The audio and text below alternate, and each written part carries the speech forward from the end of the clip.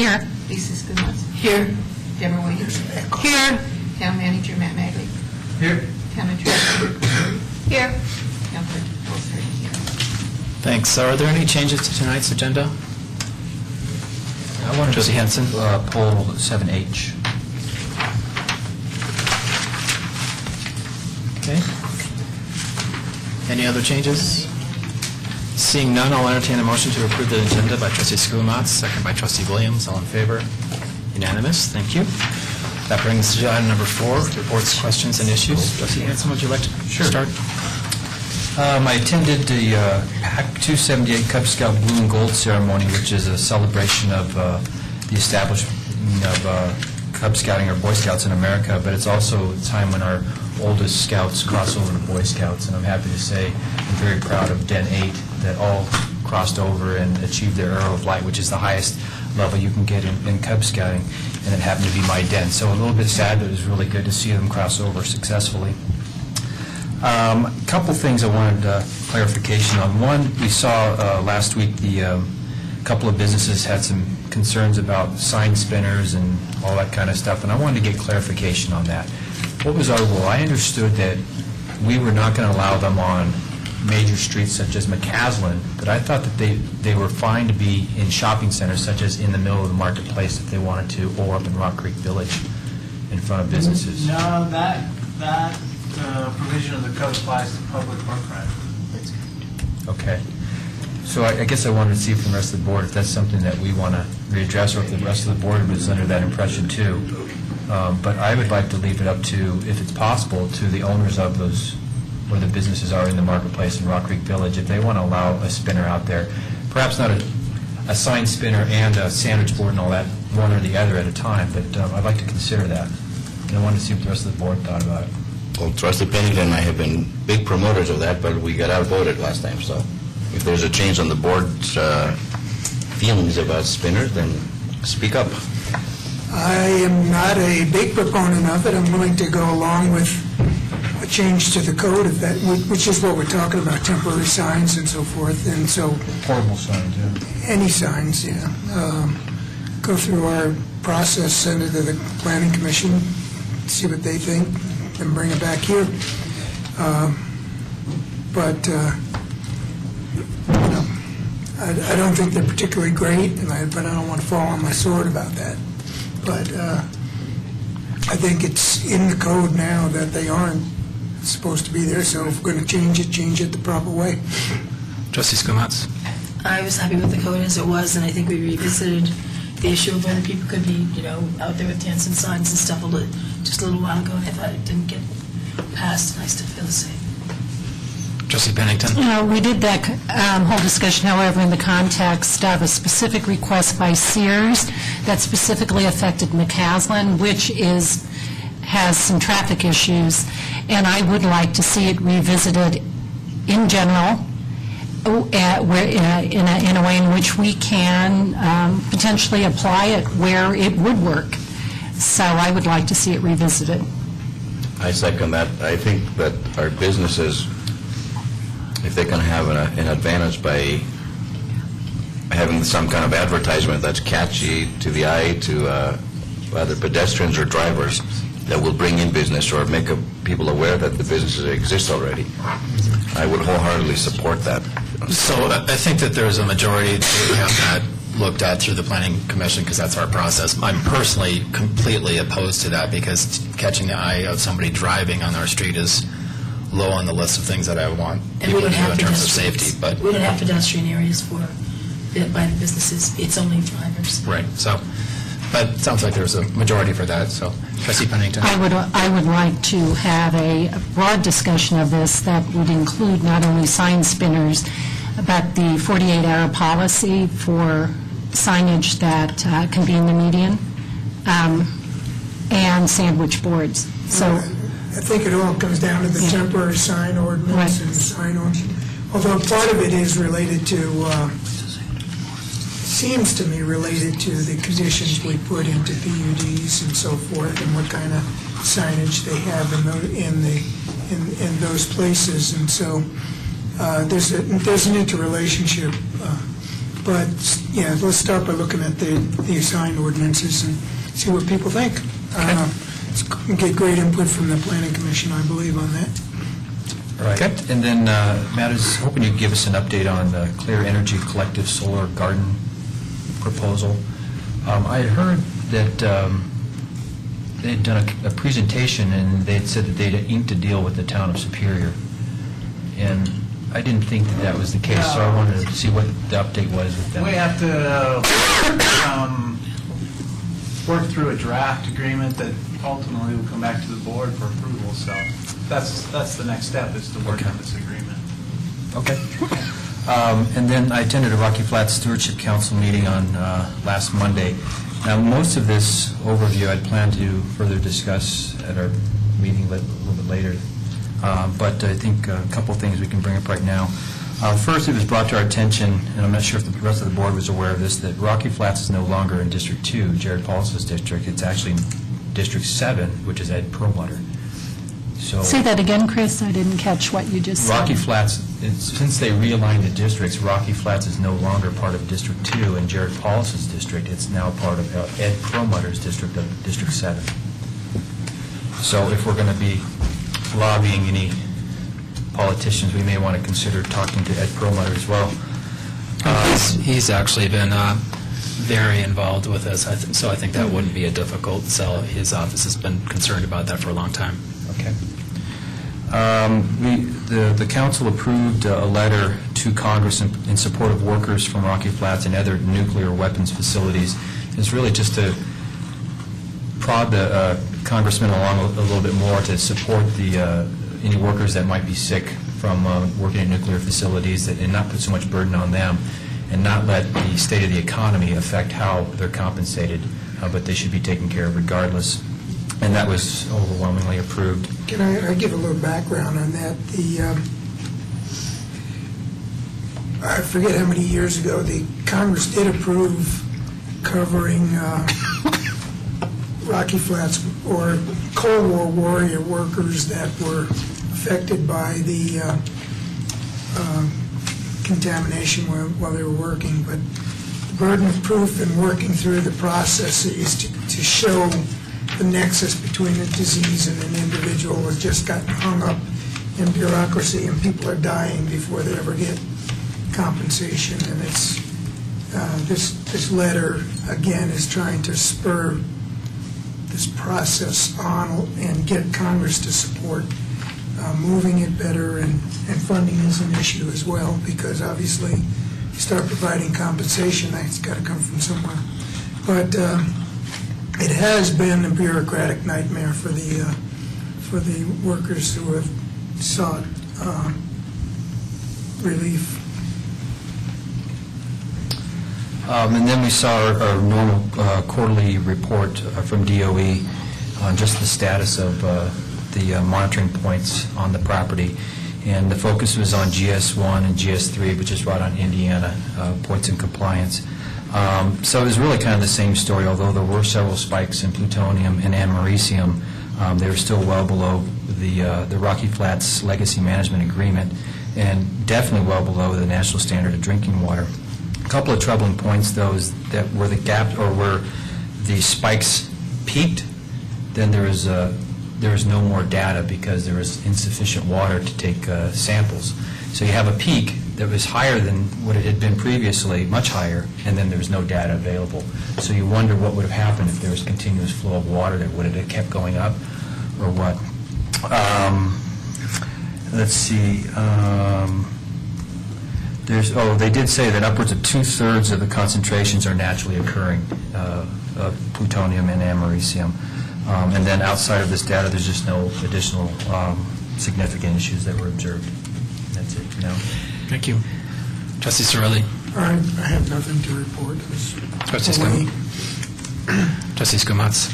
I just want to apologize for missing the last meeting. I was meant to be here, only snow and the East Coast delayed me, and I got stuck sitting at the Minneapolis airport waiting instead of being here as I had planned.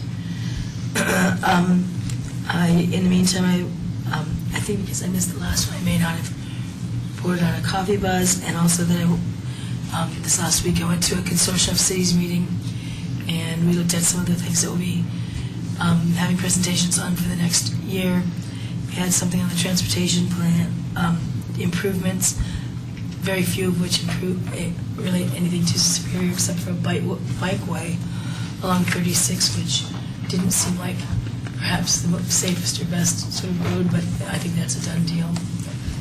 And then the other thing that one of the things we'll be looking at that I think will be very valuable to Superior is what are the safety net programs available for folks who this recession's going on longer than maybe people thought it might, and people are, I think, in many cases kind of clinging on, and they're a group that's not familiar with the traditional helping hand type organizations.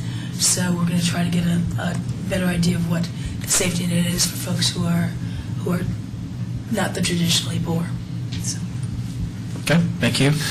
I think the only piece of information I can provide is that I went to the U.S. 36 mayors and commissioners, and they were mostly prepping for the planned trip starts tomorrow, I guess, that Trustee Sterling will be going on. But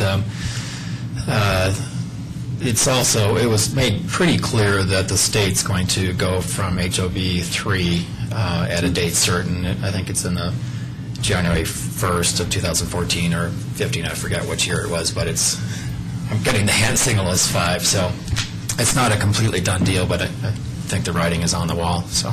Hey, Andrew, quick question about that. We've talked about in the past that in the HOV lanes, the purpose of the HOV lanes is to reduce the number of gas-powered vehicles on the road.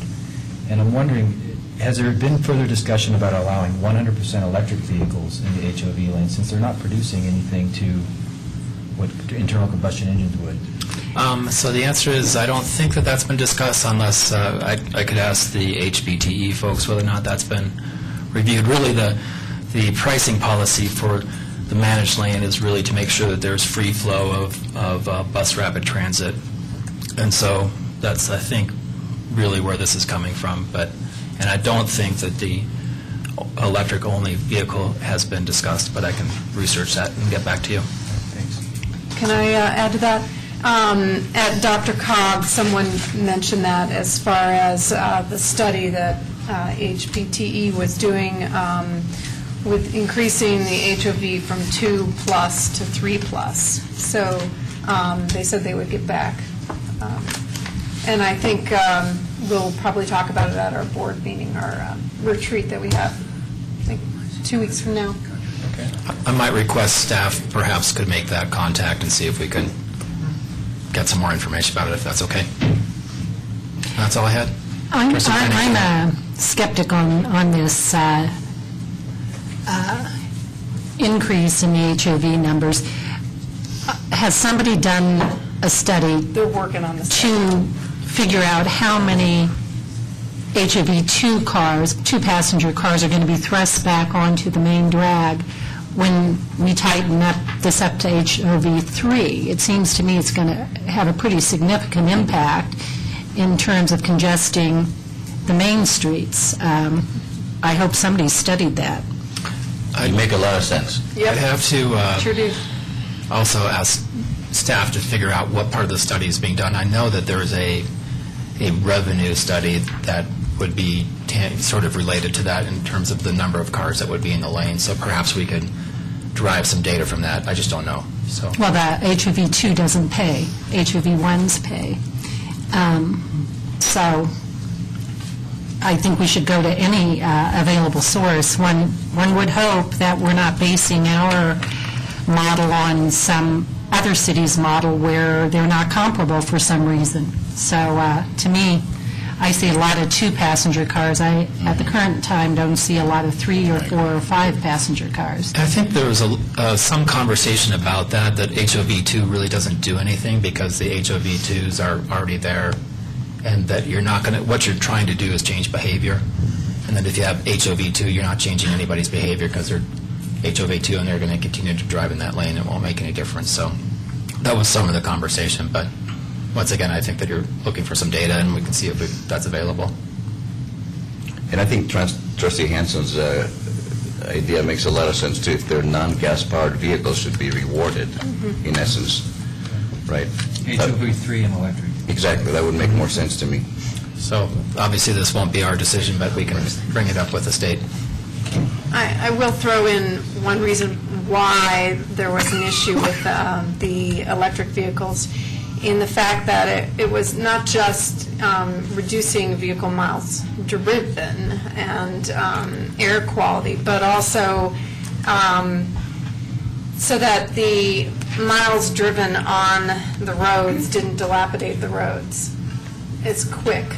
You have less traffic on the roads, so that the transportation goes further out into the future, when you're spending all that That's a money. different way of looking at it. It is, yeah, but that was another issue. Who knew it was so complex? I mean, there's a lot of variables. And there are a couple of other issues, but probably not relevant for tonight's meeting. So, Trustee Williams? So I attended several transportation master plan meetings, one at Town Hall and one at the fire station for just last week. Was it last week? Okay, yeah, okay. And it seems that we got a different set of folks at each meeting, which was good. I also had one of my First Fridays events that I do at Juju Bakery, the first Friday of the month, and I had another set of about a dozen people, different from the other two transportation meetings, and I want to thank Lisa Ritchie for bringing the boards and including herself to field questions from residents. Also, I attended a book lecture and signing for Full Body Burden, Growing Up in the Nuclear Shadows of Rocky Flats with Kristen Iverson. And we had somewhere between 110 and 120 people. It was a great presentation. She had a lot of photos and information that I had not seen before that were good information to understand the full scope of what we're dealing with as far as Rocky Flats, the past, today, and the future. And I had a lot of people, a lot of emails, a lot of people contact me, and a lot of questions at the meeting. So it was a very good, excellent discussion. And I'm sure Trustee Pennington can have plenty to say about it as well. And then, and it is, I hate to say it, but it's freezing in here, and I'm like chattering, my teeth are chattering. I don't know why. Everybody else freezing. Fine now. Maybe I'm getting sick or something, but I'm like, blah, blah, blah, blah, blah, blah. That's how I feel. It's probably just me. Everybody else is warm. Okay, so I must be getting sick. We're on the hot seat and we're cold. Stay away from me then. I may be getting sick. And then my Kudos Corner call out that I give once a month here, I'm giving a kudos out to Shannon Noble. She, her leadership with Mod Moms is an amazing group that welcomes mothers of all ages to our community with a very pointed purpose, such as helping fire victims in the past. We've had a couple fires. She organizes support for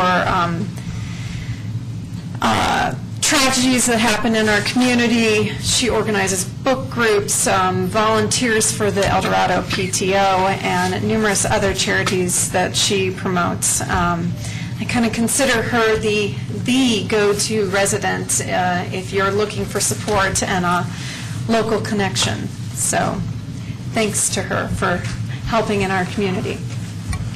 Trustee Gagos? Yeah, I attended the Transportation Master Plan public education meeting that we had here in Town Hall, and from kind of my informal counting, I think we had upwards of 30-plus citizens that attended. Kudos to you, Alex, and to Lisa. I think it was a great presentation. Just really enjoyed it. I think I have a little bit of ADD, and you lose me in presentations if it's not rapid pace, but the pace was good. The questions were great. There was a lot of participation afterwards.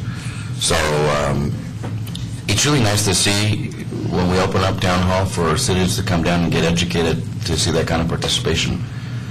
I don't know if we can use that as a role model. To me, that was the ideal open house, if you will.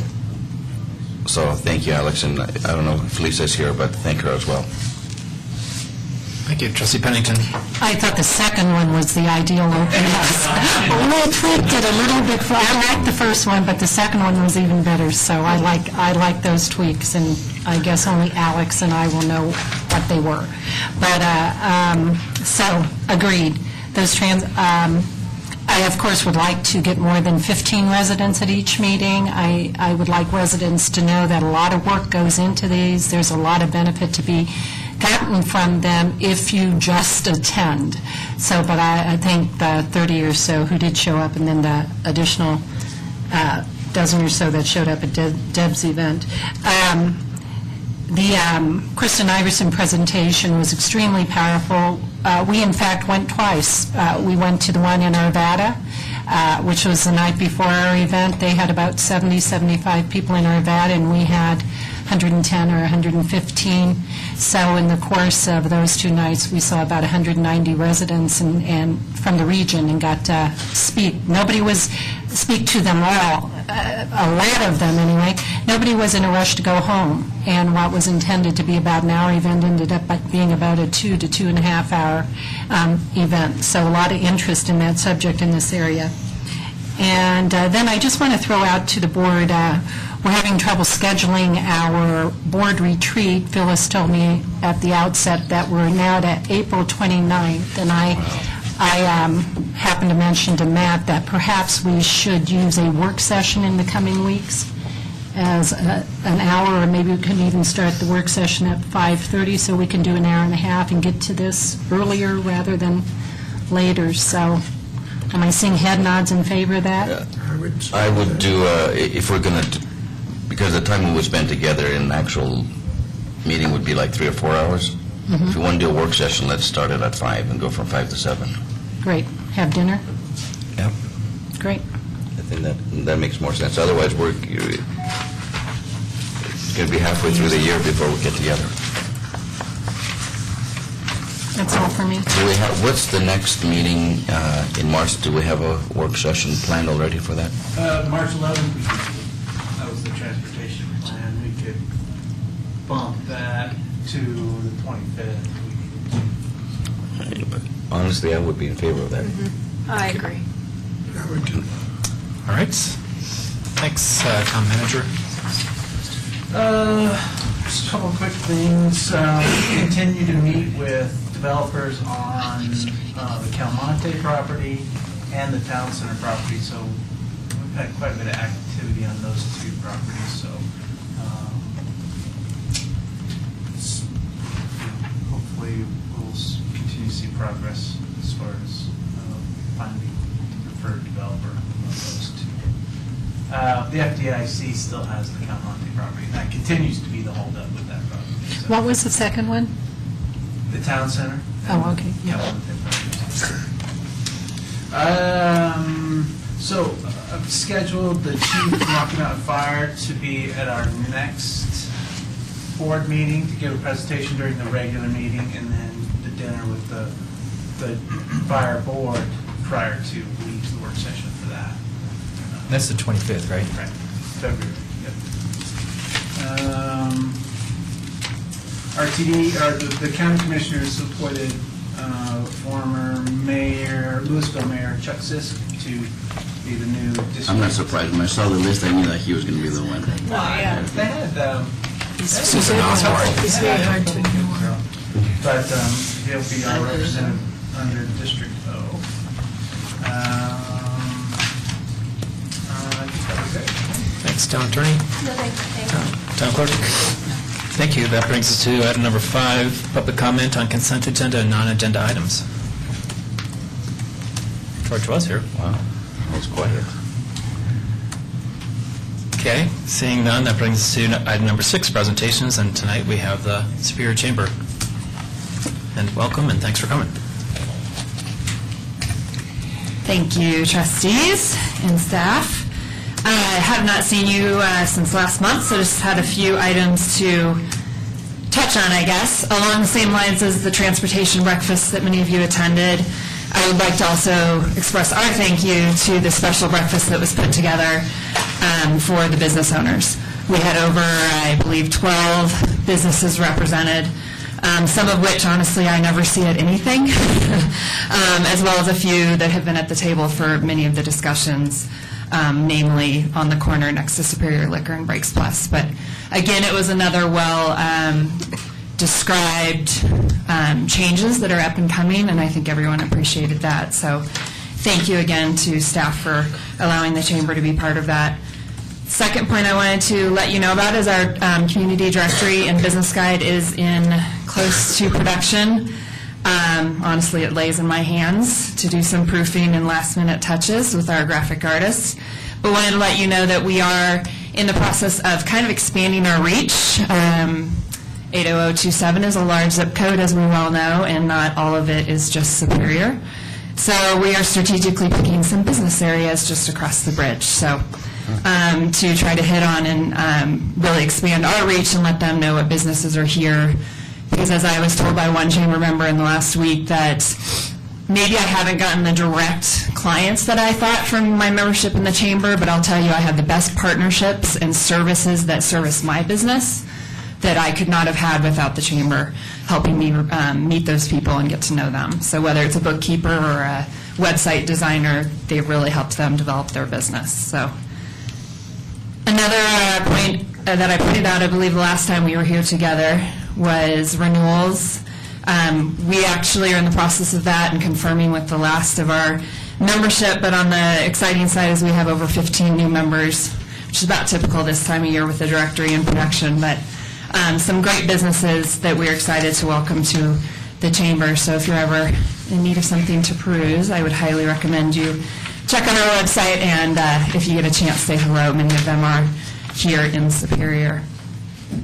Recently met with our partners at the Daily Camera, which also own Colorado Hometown Weekly, and wanted to point out something new that they are trying to make happen, but once a month in the Colorado Hometown Weekly, they will feature an events page with Superior as the title. So along the outskirts of that page, we'll have 2x3 business ads, 2x3-inch business size ads that are available for purchase. So for $99 a month, you can purchase your spot on that page and be part of the Superior page that will, in the middle, touch on events and upcoming chamber. Well, I'll get some chamber events in there, but mostly about the community. So I met with staff from the Parks and Rec Department, too, at that same time to try to push that out and really make it a page that hopefully attracts some good attention in the local newspaper. Thank you to Elia for attending the ribbon cutting for 100% chiropractic right over here in the marketplace. That's the good news. On the sad news, we do have a business that closed over in Rock Creek Village. Stacy Jones Levy closed her doors over the weekend, and sorry, I'm trying not to speak too fastly. She, I think honestly, in my opinion, we worked closely with her, was ready to not be a boss anymore. So she has moved her salon and is taking her clients with her. And lastly, along those lines is we're developing some marketing with your economic development person, Katie Press, to kind of work on some marketing outreach, especially for those businesses in that area, as well as the marketplace. So we will keep you in touch with those. Great, thank you very much. Trustee Pennington? Just a thought, I'm going to throw it out there to see where it lands, but Katie's opinion, I would welcome Katie's opinion on this sign issue. She has a lot of experience with a lot of communities. Yeah, that's Excellent idea. Okay. Anything else? Thank you, Heather. Well, once again, thank you very much. Appreciate it. That brings us to item number 7, consent agenda, and remaining on the consent agenda is approval of the minutes of the January 28, 2013 Board of Trustees meeting, acceptance of the meeting notes for the Historical Commission, adoption of a resolution approving a 3-mile plan, final reading and approval of an ordinance amending Section 10-8-50 and 10-8-60 of the Superior Municipal Code regarding possession of marijuana and drug paraphernalia in light of Amendment 64. Final reading and approval of an ordinance prohibiting the location of marijuana establishments in the town pursuant to Amendment 64. Adoption of a resolution approving an agreement with Rock Creek Homeowners Association for facility use, and adoption of a resolution approving an agreement with Quality Water Biosystems, Inc. for annual pond maintenance. With that, I'll entertain a motion. Trustee Make a motion to Rivers. approve the agenda as stated. Thank you, Trustee Williams. Okay, discussion? Seeing none, Phyllis? Cirilli? Yes. Gregorius? Yes. Hanson? Yes. Muffe? Yes. Pennington? Yes. Skumac? Yes, with the exception of the minutes. Okay. Williams? Yes. Thank you. That motion carries. That brings us to what was 8, adoption of resolution approving a construction contract with Quality Pipe Service for the 2013 sewer collection system video assessment and manhole rehabilitation for Superior Metropolitan District number 1. And Trustee Hanson? I thought I pulled 7, 8. Yeah. You did. That's what he was reading this. Oh, I thought you said 8. Oh, sorry, no, H, yeah. So you're up. Sorry. Yeah, I just wanted some clarification on this, Matt. I seen here that we had in the budget a couple of capital projects for $57,000. Was that including the scoping of the lines and all of that? That's what that was for? Okay, and then the cost with the 10% contingency and oversight cost was $67,000. And then in the motion, the motion is to approve the $64,000. So I just wanted some clarification on Sure. Alex Aronello, Public Works and Utilities Director. The $3,000, there's, the bid was, I think, $58,000. We're asking you to award up to $64,000, which includes some contingency dollars for that. And then there's $3,000 that's part of the engineering design and putting the bids out, putting things out to bid and oversight of the bids. So we have a consultant that's working with us on this project, so the $3,000 for their costs. Okay. But for this specific contract, it's 64,000. It's 64. Yeah, I just wanted to show you budget implications of the whole project. Okay. So the 67, though, we're not going to, oh, I see, so we're making up the difference of 3,000 out of a different budget. Right. Yeah, okay, okay. That's it. And some of the reasons for the overrun is that in looking at the manholes, we found some manhole things that we had to, that needed to be replaced, and so we wanted to include those, and that's why the cost got a little higher. But we're going to draw upon some of the operational funds to cover that. Okay. All right, thank you very much. Further discussion? Public comment regarding this? Seeing none. Trustee Hanson? Yeah, that's Superior Metropolitan District, right? SMD 1-3, that's what we're doing? Okay. So I make a motion to approve Superior Metropolitan District number 1, resolution number SMD number 1-3, Series 2003.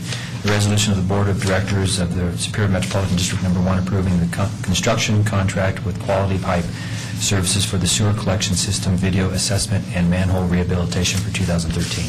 Motion by Director Hanson, second by Director Skumatz for the discussion. Seeing none, Phyllis? Gregorius? Yes. Hanson? Yes. Muffe? Yes. Pennington? Yes. Skumac? Yes. Williams? Yes. Cirilli? Yes. All right, thank you very much. That brings us to item number 8, adoption of a resolution approving the agreement with Vargas Property Services for flower bed installation. Mr. Nagy? Thank you, Mayor. It's a little difficult to think about flowers when it's below freezing outside, but we need to do our planning for May. Martin has a presentation, some slides he's going to show on this year's annual beds that we'll be planning, and then we'll answer any questions from the board. Can we turn off the lights a little bit? Oh, yeah, I think. This is waiting for the signal. Good evening. Martin Toth, town staff. as Mr. Magley referred to, we're starting to think now about flowers for this coming season.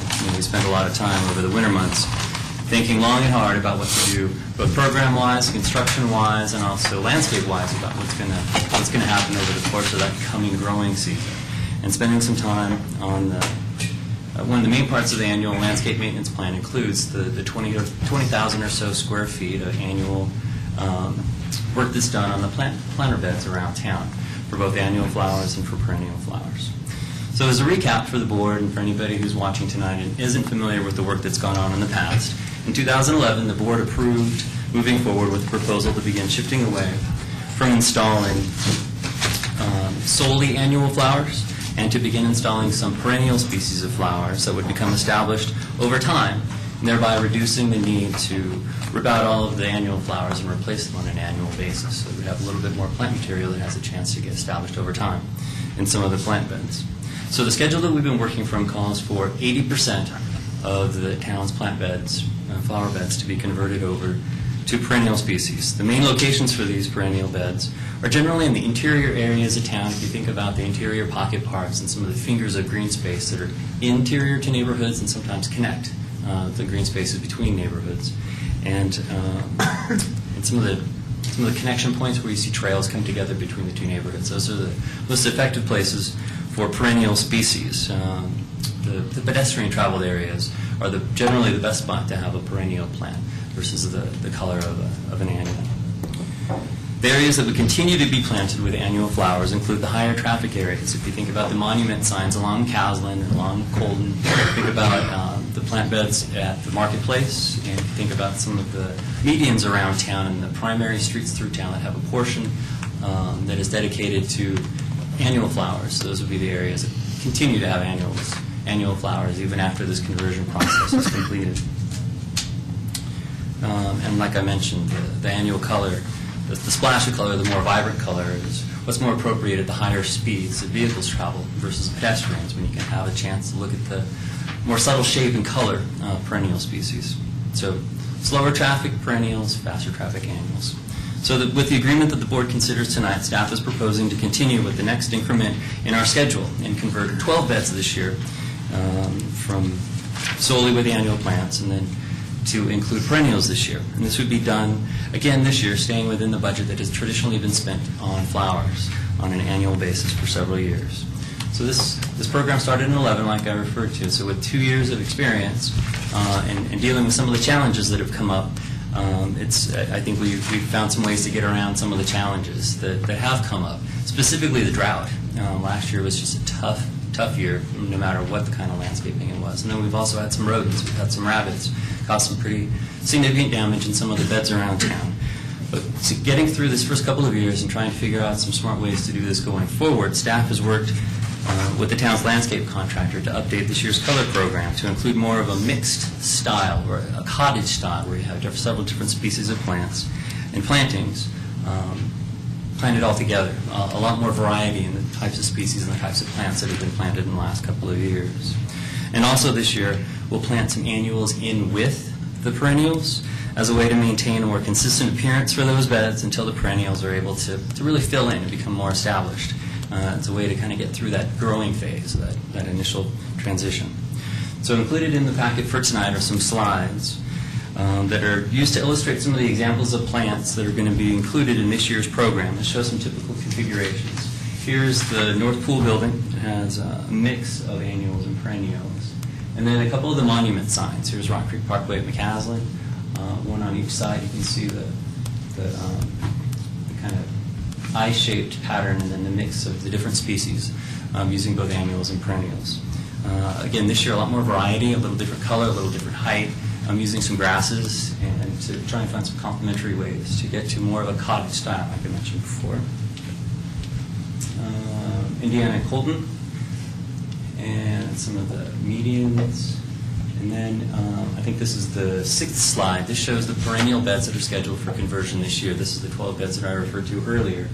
These are mostly off of Indiana and Coal Creek in Rock Creek, and then also off of Riverbend. So 12 beds are scheduled for conversion this year.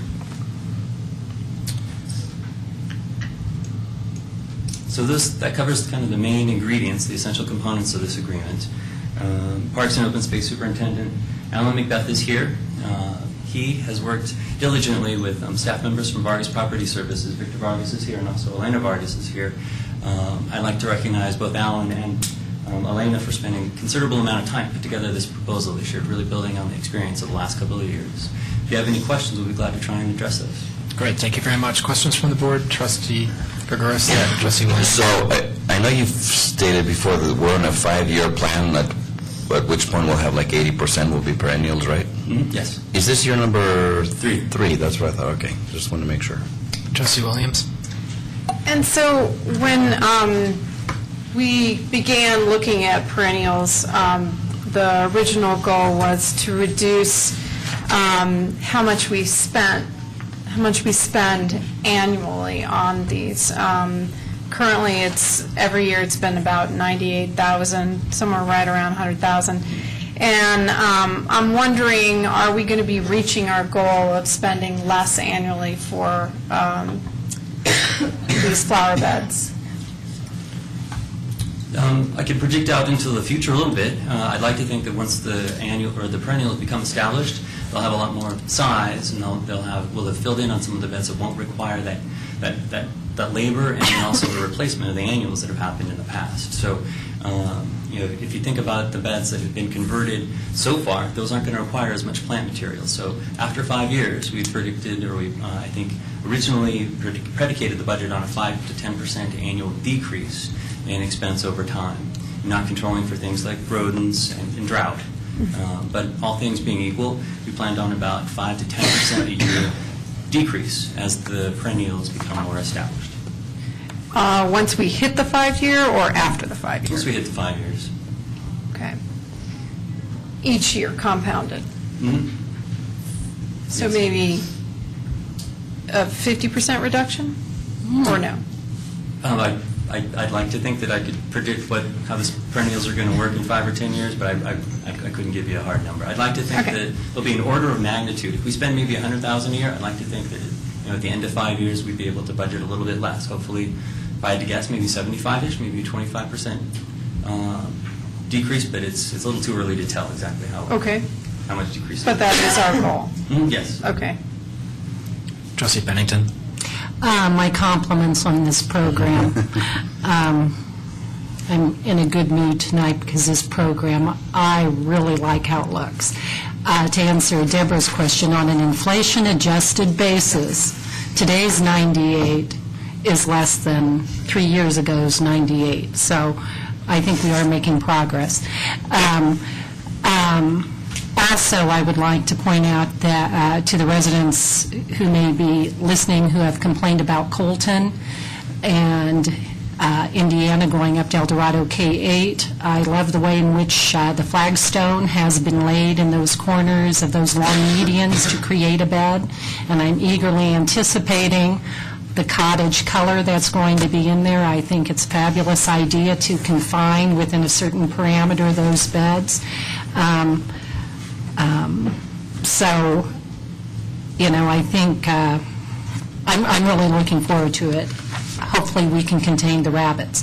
The only thing I would like to point out is I pointed out in the initial contract that was awarded to the Vargas Company that it had in it the wording that they would do part of the perennial. It was either the maintenance or the installation, which left the other part of it to be taken care of in this contract. And that's fine when we have the same company doing both contracts. But I felt it was a little problematic if we ever awarded the annual contract to somebody other than the company who was doing our general landscape work. So when we go through that contract next year, if we could put the entire installation and maintenance of perennials in one contract in case we don't award them to the same company each year. That's my only point. Okay. Did you follow me? I think I do, yes. Okay, good. We can go offline and clear that up if you didn't. Just on the board, questions? Any public comment regarding this? Seeing none, board action. Trustee Gagos. I'd like to make a motion to approve Town of Superior Resolution R-13, Series of 2013, a resolution of the Board of Trustees of the Town of Superior approving an agreement between the town and Vargas Property Services for flower bed installation. Motion by Trustee Gagos, second by Trustee Pennington. Thank you. Any further discussion? Seeing none. Phyllis? Hanson, Yes. Markle, Yes. Pennington, Yes. Skumatz, Yes. Williams, Yes. Gregoris, Yes. Surratt. Yes. Thank you very much. Appreciate that. Brings us to item number 9, adoption of a resolution approving an eco-cycle educational tours for Superior Elementary in El Dorado. Mr. Magley. Thank you, Mayor. As part of the 2013 budget development process, there were some questions from the board with regard to the waste diversion recycling line item within the budget. And at that time, I let the board know that any funds spent out of this line item will come back to the board for review, discussion, and hopefully approval. Tonight is the first request from that line item. It's for expenditures for the eco-recycling and environmental education program for the for the Superior Schools specifically. 3 programs that this request is for Superior Elementary and El Dorado K-8 students. And these are the Wise with Waste and Waste-Free Lunch Contest and the Walker Leftover Recycling Event at the end of the school year that's held. These programs have been something that we've done since 2002 with EcoCycle, and I think have been very successful, and I think it makes sense to continue with them. Sandra Dietz, who's the program manager for the Boulder County School Recycling and Environmental Education Program with the EcoCycle, is here tonight in case the board has any questions for her or would like more information about EcoCycle. The request tonight for these programs is $4,800. In 2012, 7 tours were conducted for 2nd and 3rd grade classes. Superior Elementary participated with 4 classes in the spring, and El Dorado K-8 participated with 3 classes in the fall. Each class received a pre-tour classroom presentation appropriate for the grade level, and then they visit the EcoCycle Center for hard-to-recycle materials and the Boulder County Recycling Center. Included in these cost coverage is the school bus cost that's needed to get the students to the facilities, as well as the waste-free lunch contest and the locker leftovers project. Let's see. In 2012, 624 students at Superior Elementary participated in these programs. 108 third graders took the Wise with Waste tours.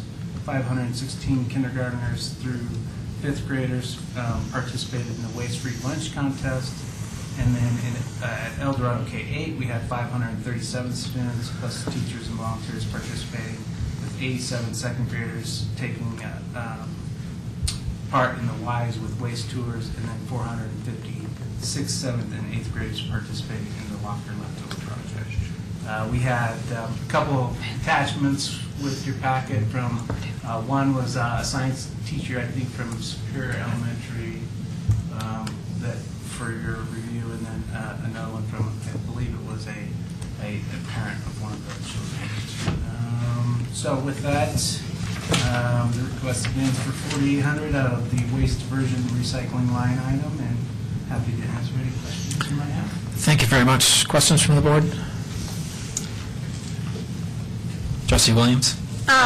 So when you mentioned that you were bringing forward that budget line item from the waste diversion and recycling section, we had asked about 6 months ago, maybe longer than that, to look at all the programs and get an evaluation on how well they're performing, what ones utilize our funds best? What, how much or what kind of participation do we have in each one?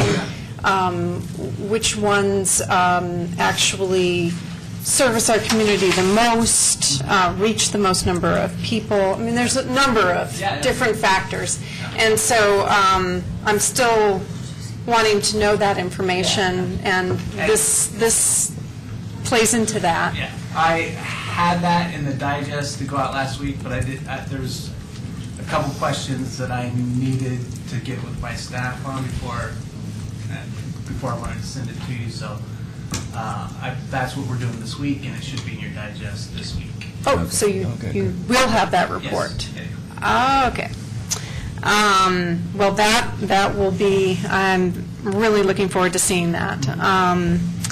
And I'm also wondering, so basically, this is funding school field trips. That and the In school, the locker program. Locker and lunch. Locker program. Okay. And School zero lunch. yeah, the lunch program. And, okay, so one program is to EcoCycle for a field trip, and the other two are in school. Right. Okay. I mean, it's a worthy cause to me. Yeah, my comment is that this costs about, it appears about $4 per child, and kids at this age come home and talk to their parents about what they did, and when they're into something about recycling and all that, they're going to talk to their parents, and they're going to get a lot more people involved. So for $4,800, including good field trips investment. and all that, I think this is money well spent. Yeah, I totally agree. Trustee Williams, were you done? Mm-hmm. Okay. Any other board comments regarding this? Trustee Pennington? I would actually, I don't see breakdown of how the $4,800 is used, and since we have Cindra here, I think, can we have a couple minutes of how that money spent?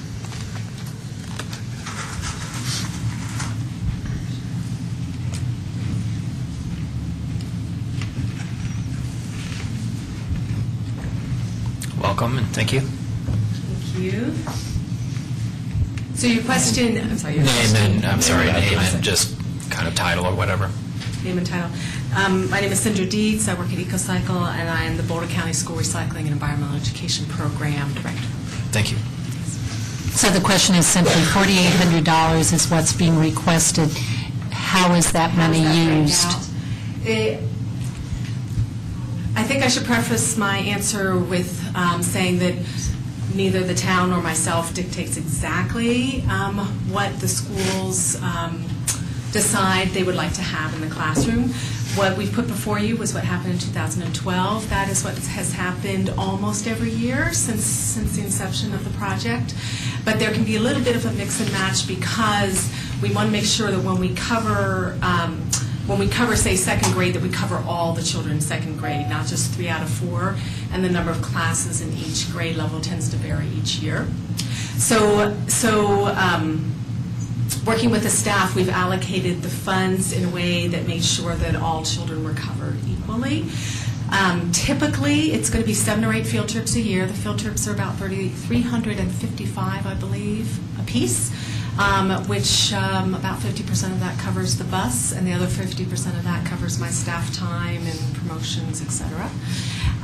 In terms of, and I don't have the figures right now with me, but in terms of, so then the remaining funds go into locker leftovers or the waste-free lunch contest, and we're looking at the $500, $600 range for each of those projects. Trustee Pennington, are you done? I'm sort of with you there on the math. I'm not accounting for the $4,800, but you said 350 roughly per field trip times about 8? Times 7 or 8.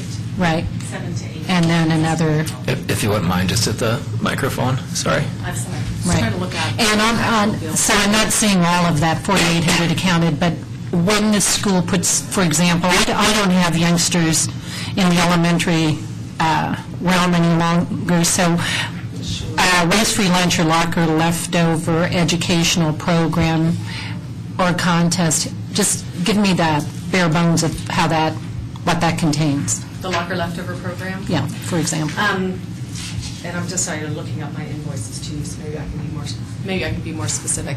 The Locker Leftovers project is at the end of the school year, when the kids in other schools would be cleaning out their lockers, and the majority of that material ends up in the garbage. And so the Locker Leftovers project actually started within the city of Boulder. They fund 7 schools to do that project, secondary schools, and then we got the request from your community to bring that into your middle school. So what happens is that we set up 3 stations at the middle school, and during locker cleanout times, when the kids come out, all of the trash cans are pulled away from the hallways, and they're brought into a station where we have a table set up, and the kids have to go through that station, and they have to sort out their materials for donation to charity, and they're fine sorted into different types of materials to go to different charities, and then recycling, and then trash that's left over. The Locker Leftovers program is particularly successful and is a favorite with principals and custodians because locker cleanout tends to be a free-for-all, kind of a bedlam kind of atmosphere, and this has created structure for it and given sort of a different kind of purpose to locker cleanout time. The other success that we've seen both in your schools and in the Boulder schools has been that more and more of the teachers and the students are actually taking stuff home and reusing stuff within the school itself, and there's a lot less of sort of the mental attitude that it easy come, easy go. My parents bought this for me, I didn't use it, but I can just sort of toss it and they have to rebuy it the next school year. There's been a real shift in culture around that, so we're seeing a lot more materials kept by the kids in the school and less of it getting into the recycling and to the charity bins, but ultimately that's a positive. Great. Trustee Williams? So I was wondering, aside from the waste-free lunch and the leftover programs, that you can actually have concrete data on that. I assume you have that because you'll know how much you're recycling at the locker leftover, and you'll know how much less waste for lunch. But the third one, the Wise with Waste, I'm wondering if you have any data on the effectiveness of this particular program. Is it reaching parents? Is it reaching the masses that you are hoping that it does? Certainly from our perspective, we don't have a lot of doubt about it. The project's been in your school since 2002, and teachers are really, really picky about where they go and what they do with their field trip time, increasingly with the state testing shifting and with state standards shifting over that time frame to where we didn't have either of those in the original part of that time frame. So teachers have to be very, very careful about how they spend their classroom time, and particularly taking children out of the classroom for a field trip. The recycling project does help fulfill school district standards, newer school district standards for teaching recycling and for teaching waste reduction. And in terms of statistics, all I would say is that participation is always there year after year. There's never been a shift that a school doesn't want to participate. And we always ask that 4 or 5 parents come along as well, so that we know that there's some impact in those parents and that they get to see all of these things happening. That project actually goes to the Boulder County Recycling Center resource, which is construction recycling, as you're familiar with, I'm sure, and it also goes to the Center for Hard to Recycle Materials. So we want to show them all kinds of different types of recycling that are available within Boulder County. Education is very hard to quantify. You can't say that because of education you get exactly this much diversion out of your education. But I think as someone who's been doing this is my 23rd year directing this program, someone who's doing this a long time, I've seen a huge amount of shift in attitude, both in school staff and in just within our communities. And I do know that that definitely comes from educating kids and the messages that the kids bring home.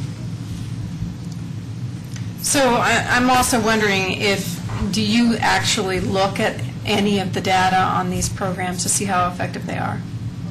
Do you get that information? Do you have that information? I guess it's a little difficult for me to know what you mean by that. In terms of knowing whether is the program effective for the region, or is it not? Do you have data on all of these different programs? That's what I'm asking. So I guess what I would say is for the Locker Leftovers project, the data would be the diversion and also the fact that there's really high participation and that it's welcome back in the school each year. In terms of the waste-free lunch contest, in terms of the waste-free lunch contest, I would also say that, again, it's welcome back in the schools, and Superior won the year before last at a 26% waste diversion, so that would be our data. And then as far as the field trips are concerned, again, the data is based on participation. There's not a specific diversion goal for that project. All right, thanks. You're welcome. Trustee Hansen? Did Superior Elementary School get any press on that when they won that in the paper? Or any of the schools when they do that? Because that would be great if you... We do put out a press release annually on that. I'll Okay. have to look back in my files and see if the camera picked it up. I do believe they did. They picked it up, that project up for at least 4 or 5 years out of the last 10 years. Yeah, So if we look back, I do believe that they did okay. the year before. Yeah, that'd be a good way to get mileage out of the program, too, because kids like to see their efforts recognized in the paper like that, so... Yes, yeah, and we do try and, we do work. Thank you. And then a question for the manager. So will they invoice these when the expenditures come to pass, or is this going to go directly as a lump sum payment? Typically, the town is invoiced by EcoCycle. Okay. Great. Public comment regarding this?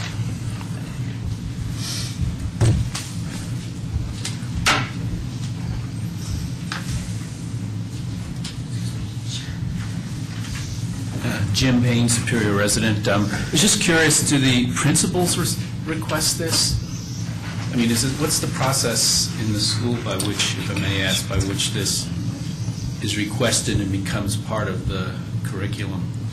The other observation, I'm just curious as to, I serve in the HOA board, which administers the trash and recycling for 2/3 of the town.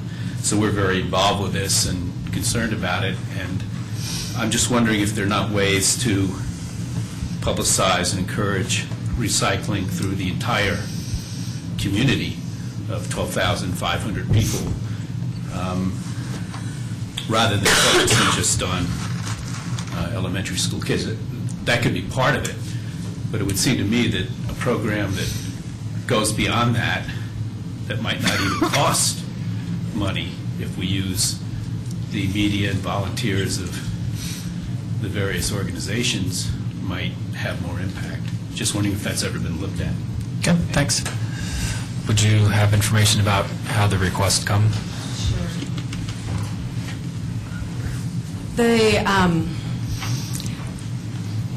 This project that you guys are funding is opportunities that the students don't get in any other way.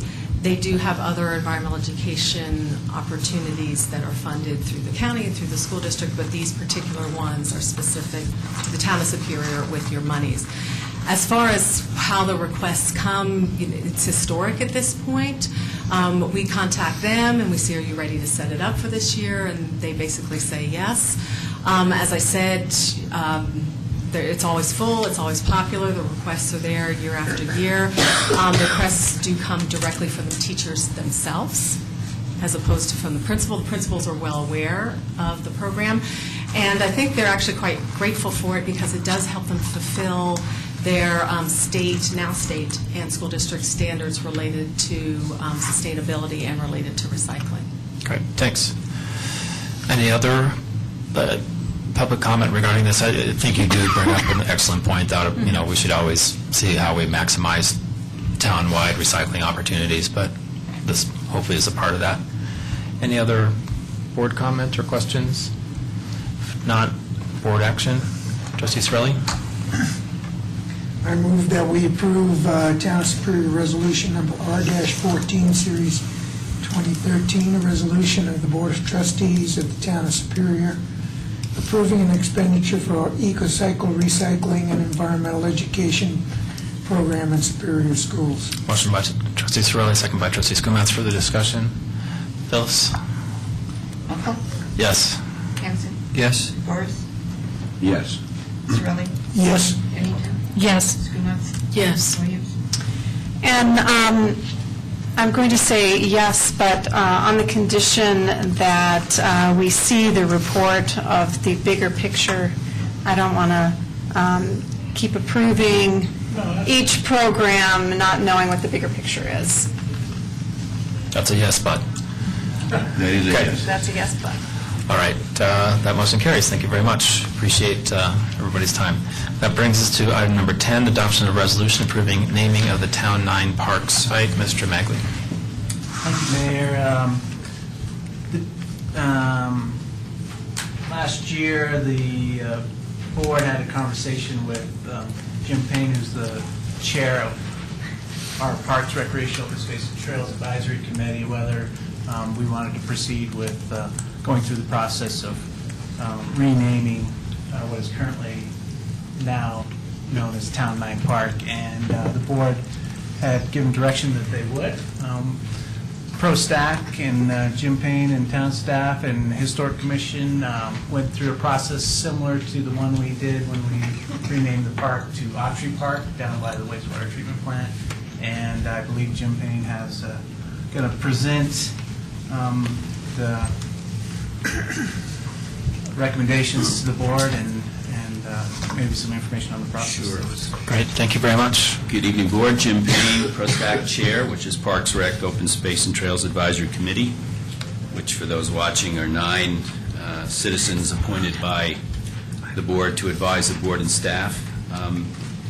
We followed a process for this that was very similar to what we thought was, and I think you all thought was a successful process to name Autry Park at almost exactly this time last year. It's been going on for a number of months, began in the fall, used all of the electronic media at the town's disposal with specifically a contest to encourage citizens to submit names. Because it's a neighborhood park, we took extra steps for outreach to the northern communities of Original Town and Sagamore. And that included, among other things, I think 2 postcard mailings targeted to those neighborhoods. And we had signs around Town 9 to encourage people around the neighborhood to provide their input. We had 60 responses, some very good selections. But what I'd like to share is that the process and what our goal was. Our goal was to give you options. We think this works best if you have some options to look at that we think any of which would be good, and that's really what we're saying. To do that, we took the names, we put them in categories by theme, and then we went through a process to say what do we think is the best sort of theming approach for naming the park. And we really came down to 3 basic categories. One was industrial, what we sort of put together as industrial, mining, and railroad. Understandably, given some of the design elements in the park and the surrounding area, we had a lot of suggestions in that category. So we had industrial, mining, railroad was one category. The other were historical, really 2 different kinds of historical categories. One was what I'll call here a historical designation, and there were really 3 names that came forward in the contest that we liked in that regard, and they're all sort of similar. So we had founders, legacy, and heritage.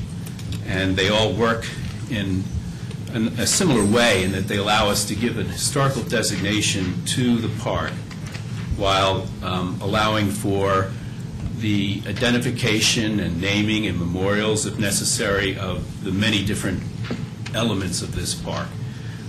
We already have a very prominent Kuffner Field, which includes a multipurpose field, which now includes a first-class youth baseball facility. So we already have a prominent family name to half of the park. So the idea was to come up with a name and a concept that would allow us to build on that to take other elements. There's an interpretive area that could be named after a prominent teacher from the past. There's lots of different options. So we felt that founders or heritage or legacy fit that category. So the other third category was also historical, and that was to name it after an individual, a person, or a family name, the whole park. So we looked at those three, and we looked at the names in each category and came up with the names that we felt we would put forth to you as suggestions. And in the railroad, mining, industrial category, there was a strong sentiment in the committee not to go with the standard miners or coal or any variation of those names. It's kind of tough to fill that category without using those names. We felt that, first of all, we already have Coal Creek. We have Coal Creek Crossing, potentially a development across the street, and many other references, not only here but in the Front Range, that use miners and Miners Park and coal and those references quite strongly. So there was one of the names that came out of the contest was Colliery Park, and we liked that. The committee liked that as a different approach to that name. Colliery is a mine or minefield, where a collier is a miner. So there was a lot of support for that on the committee. So in the industrial mining category, they came up with Collier View Park, where the view is from looking up at the old industrial mine area to the south. But I must say, there was a strong sentiment about any of the other obvious names that you might use in that category. So that's one category. The other category I pretty much explained, which is the historical designation, founders, legacy, or heritage. We eliminated heritage because that's been so heavily used in the Front Range area, and indeed, to some extent, all of these names are used in different places. But we ended up recommending to you in that category founders or legacy as names. And quite frankly, ProStack was sort of 50-50 on which of those two they preferred. They liked them both. It's a choice that we'd be comfortable with whichever of those names the board would like in that category. And then on the namings, on the individual or family name, the obvious name that emerged was Hake. We went through this with the Autry Park naming, and so we have some familiarity with the great family names from the early Superior. And Hake was one that everyone said, okay, that's a logical one to consider. We worked closely, as we did last year, with the Historical Commission. We attended their meeting, went through the exact same process, just what I described to you. And there was good collaboration, and I think we're very close in our results. What did come out of the Historical Commission, was a suggestion of the name of Josephine Roche, who had not come out in the Autry contest a year ago, but some folks on the Historical Commission had brought that name forward. So we ended up, and ProStack will essentially defer to the Historical Commission on historical names like that, but in that historical name category, we put forth to you Hake or Roche or Josephine Roche as possible names for the park. So you have those three categories, and we then voted, and as did the Historical Commission, following our same pattern, on which of those categories we thought we'd recommend. And the ProStack, their number one recommendation was to work from the Founders Legacy category. And their second was the Colliery View, and the third would have been a name or family name or individual name. Historical Commission was similar. They even more strongly actually favored the founders or legacy approach.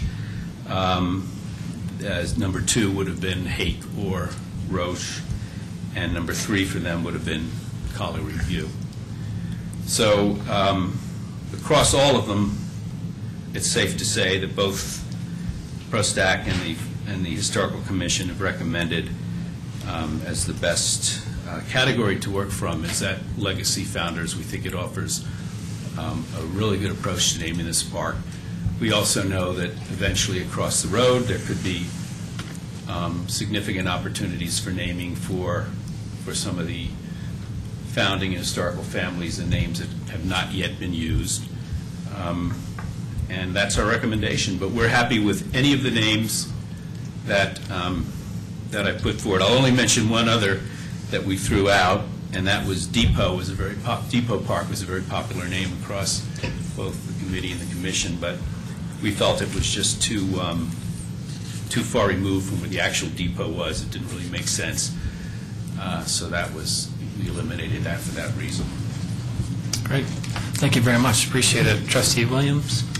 So, thank you very much for this full report here from PROSTAC and the Historical Commission, and I really appreciate all the work you put in and the process that you put in, and I feel that we have plenty to work with as far as names, and I'll just put forth exactly what struck me right away was Founders Park, in that it just kind of draws me back to what we call Original Town, and Original Town is where we began, Superior, and Founders Park seems very fitting to me there. So those are my thoughts. Okay, thank you. Trustee Cirelli? I agree. Trustees Kumats, anybody else have any I like thoughts about this? Founder better. Say that Founder was again, good to Lisa? me. Okay. Founder. Yep. I like Josephine, but, you know. Don't gum up the works here, buddy. One other advantage of Founders I just would point out is that we felt it could be used at different stages. So you had Founders that go back to the very beginning in the early 19th century families. There's the Founders of modern Superior also, that second stage. So you can use it in all those different ways. Okay, thank you. Any public comment regarding this? I think Founders captures exactly what the location of the park is all about. Trustee Pennington? Joe, the Historical Commission meeting I filled in for you was the one in which this was presented, and I would say 2/3 were on the Founders approach. Historical Commission voted 9-0 for Founders. Oh, wow. And Unanimous. We like unanimity. And the benefit of an approach of that sort, I do like the name Founders, no apostrophe S, just plain old Founders, plural, is that then we have on the table this Edith Orman naming opportunity, and there's a little educational part of that park. So that could be called the Edith Orman Educational Pavilion or whatever is suitable, and then we would have fulfilled that request as well. I will say that we're missing an opportunity to educate everybody on what Colliery means. Except nobody would be able to pronounce it, so. We'd have to put up signage. Exactly. Trustee Hanson? Yeah, my original choice was Hake Park, just because we really don't have anything in this town named after the founding family except for a ditch. We have a ditch. And but after meeting with PROSTAC, it was very convincing that we should maybe save that name for something bigger and more meaningful. And Founders Park was definitely my choice What after comes to that. mind is hopefully we'll be doing an amphitheater in the town center, and we Yeah. would call that the Hake Amp. Yeah, so bigger opportunities there. But yeah, Founders, I like Founders. Or Hake Street. So, public comment regarding any of this? Seeing none, board action. Trustee Gregoris? I would like to, no, there's, I'm sorry. No, let's go ahead. you can go ahead, Joe, if you want to. Founder. You're the founder. I move to approve the naming of the park facility as Founders Park, without an apostrophe. Motion by trustee Sorelli. Is there a second? Trustee Gregorius. Further discussion? Just a quick question. Jim, was any of these names one of the names that was chosen by or recommended by second grade or third graders at either school? Do you know? Any of the names in, well, we actually... Of the finalist names. Just for, actually staff, which we agreed, staff keeps us blind to that, so we don't really know. So now that's why I was asking. Now, since They then will go back and make those determinations. And Okay. there's some runner-ups and things like that. It sure would be nice if they win something to encourage them to participate in the future. I'm surprised that the board didn't want to go for industrial park, but, you know. Thank goodness. That's worse than Town 9. So we've approved the name. Do we also have a resolution? Oh, yeah, resolution We have number to have a R. Oh, do we have a resolution? We do have a resolution, yes. Yep, okay. I would, Trustee Sorelli. Go ahead.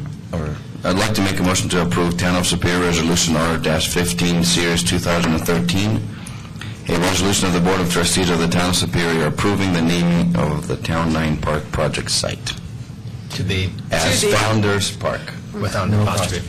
Second by trustee Hanson. Any further discussion? All in favor? Unanimous. Thank you very much. It'll be a hard change to move from Town 9 to Founders, but I think I'll be able to do it. It's a great name, actually. Yes, thank you. And thank you, Jim, and if you could pass along all our congratulations to everybody involved in the naming. It was really great. With that brings us to item number 11, executive session to determine positions relative to matters that may be subject to negotiations, develop a strategy for negotiations, and/or instruct the negotiators pursuant to CRS 24-6-402(4)(e), to consider purchase, acquisition, lease, transfer, or sale of real property pursuant to CRS 24-6-402(4)(a), and to hold a conference with the town's attorney to receive legal advice on specific legal questions pursuant to CRS 24-6-402(4)(b) regarding Jefferson Parkway. With that, I'll entertain a motion to go into executive session by trustee Skumat, second by trustee Williams. Discussion. All in favor? Unanimous. We're in executive session. Thank you. Tim, what's happening out there? No, it didn't look very exciting.